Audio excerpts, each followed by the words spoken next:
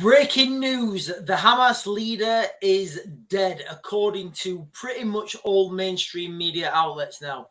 So the leader of Hamas, apparently with and I don't know how, I don't even know what this means, with a surprise encounter with the Israeli military. I don't even know who wrote that article, guys, but that's what they're claiming. It was a surprise encounter with the Israeli military. Now, what does this mean going forwards? What does this mean for peace? And what does this mean for hostage release?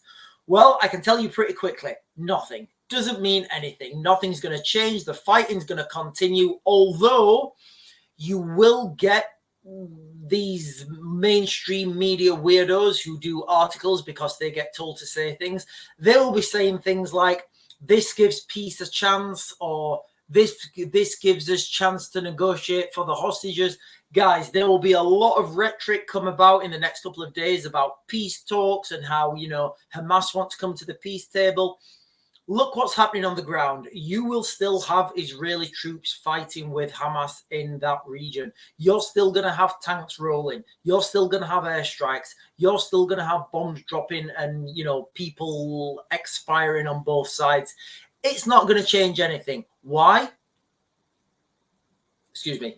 Why? Because of this greater conflict that we're getting drawn into now. Think about the damage that's happened in Gaza. Think about the sheer...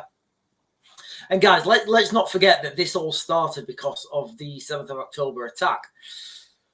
The Israelis went into northern Gaza. They've been pushing through, and there's been a lot of destruction. I don't know any other way to say it. The Iranians, they're the linchpin in all this. They're the controlling puppet masters of this region. There's no real way around that. They're the ones who fund everything through. A lot of the Iranian funding comes from their oil, and they use a lot of illegal back channels. And unfortunately, with the sanctions that, not just the United Kingdom, but with the sanctions that the West have put on people like Russia, China, Iran, all this has done is forced a black oil market. Now, what do we actually mean by a black oil market? It's just like people are saying that this is a black oil market and it's an illegal oil market. Illegal by whose laws? Illegal by whose standards? Who's the oil police? Who is the global oil police? Because that's where these people are getting their money from ultimately, and that's what they need to stop. So this brings us on to the perceived Israeli strikes on the Iranians. Guys, I'm pretty much convinced they're gonna strike the oil facilities on the south coast. That's gonna do two things: cut their purse strings, and it's also going to pave the way for later on when if and when an amphibious assault comes into Iran. If you want to take Iran, you're going to have boots on the ground at some point, and the only way to get sufficient numbers into Iran is to have an amphibious landing. There isn't any other options really. Yes, of course, you can airdrop soldiers in, you can heli-lift soldiers in, you can parachute soldiers in, and you can do a lot of logistics that way. But when we're talking about heavy logistics, heavy armor, the sort of stuff that you need for an occupation, for a conflict, for a drive, you really don't have any other option than take that in by the sea.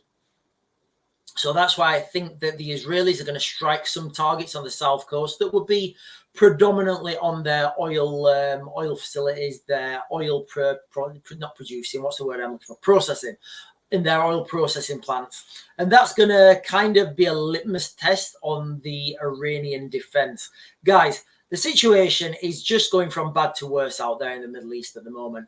This guy, if you guys know what I'm talking about, the pictures that were circulating on X, you can, in me speculating, it is 100% this guy. I would pretty much guarantee that this is the guy. If you look at his teeth pattern, I mean, I'm not going to comment on his teeth, but row of bombed houses comes to mind.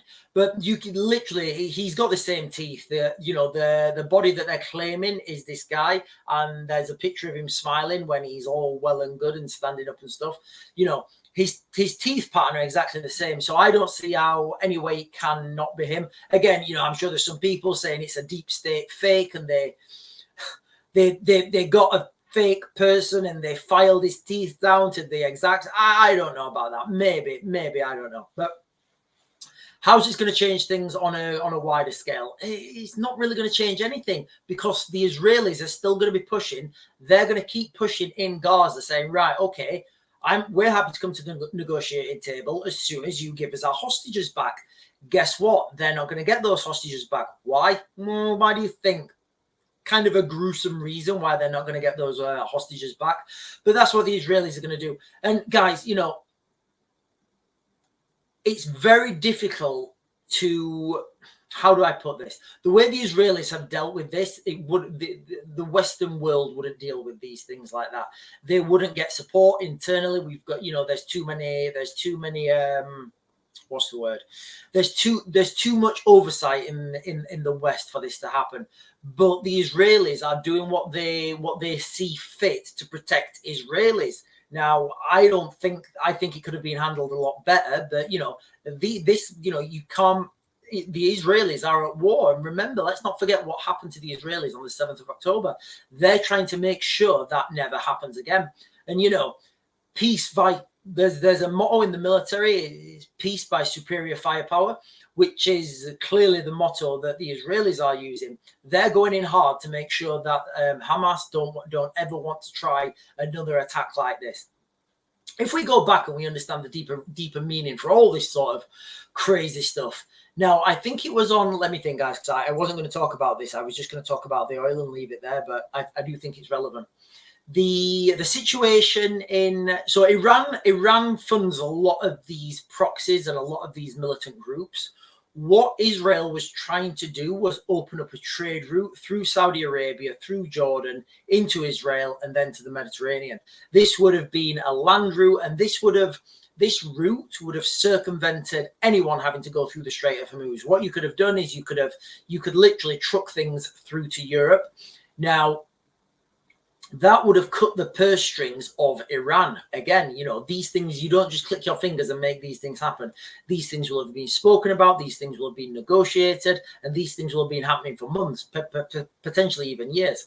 So I think this got signed I may be wrong on this, guys, but I think this got signed in the December after the October the 7th attack. So October, November, December. What this would have meant was there would have been a trading port in Israel that would have had a new trade route, a land route through, like I said, Saudi Arabia, Jordan, and into Israel, and then through to the Mediterranean. That would have had a lot of all sorts of goods going back and forth to the Middle East and to Europe.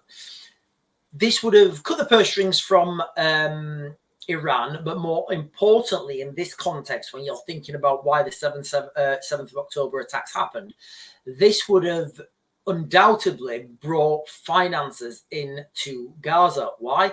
Well, if you've got these trade routes and these trade routes are successful, the de facto outlier of that would be that somebody in Gaza would have thought, well, hang on a minute, these trade routes are here anyway. Why don't you, bring some of your trade through us, and we'll also open a port. So now you've got two ports, and then we can earn money off that port as well. We can charge taxes, we can charge import-export duty, we can build our own infrastructure. And guess what? When people get rich, when people earn money, they kind of don't want to do these type of attacks because they just want to go home to their families and look after their children. Guys, that is what we all want to do. But the more likelihood of this happening, the more the Iranians knew they would lose a grip on the Palestinians. So that's why at that point, I feel, guys, and this is me speculating, nobody's really talking about this because nobody really talks about economics or the real reasons for this. Mostly it's economic resources and all, that sort of stuff. But that's why I feel the attack went in when it did. absolutely disgusting. It was just barbaric and brutal. I don't know why any attacks of this nature ever go in again, or it's just insane. But that's kind of why that situation happened in the first place. Fast forward to where we are now. Does this change anything? No. Does it change the situation on the ground in Gaza? Well, have the Israelis stopped pushing? No. Have the Palestinians stopped resisting? No. So what's changed? Not much. Until the Israelis get those hostages back, the tempo is just going to keep going. I would say the tempo could even increase from now on because of this leader's not there. They know they've got a moment while Hamas regain control, regain command and control, regain leadership. So there'll be, there could even be an up in tempo. Guys, absolutely wild times. We've still got the Middle East going absolutely in flames. We've got all the escalations in Ukraine.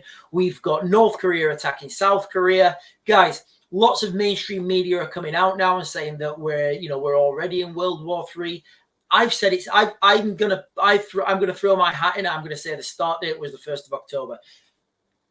Anyway, guys, I'm gonna mag to grid, and I'll get you guys another video later.